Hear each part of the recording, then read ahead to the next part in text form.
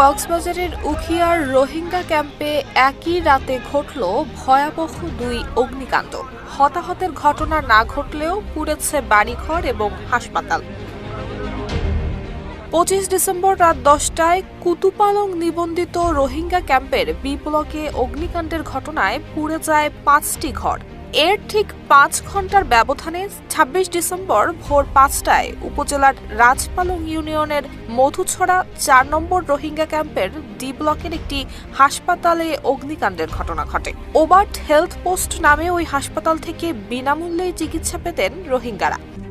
RICL TMX, যুগের পর যুগ স্থাপনা থাকে মজবুত। আগুনে সম্পূর্ণই ক্ষতিগ্রস্ত হয়েছে হাসপাতালটি, পুড়ে গেছে মূল্যবান সব চিকিৎসা সামগ্রী। ধারণা করা হচ্ছে অগ্নিকাণ্ডে আনুমানিক ক্ষয়ক্ষতির পরিমাণ ছাড়িয়ে যেতে পারে কোটি টাকা। শীতের মৌসুমে আকস্মিকভাবে ঘটা এমন অগ্নিকাণ্ডের ঘটনায় রোহিঙ্গা ক্যাম্প জুড়ে বিরাজ করছে আতঙ্ক। নুসরাত জাহান মেহেক, ঢাকা পোস্ট।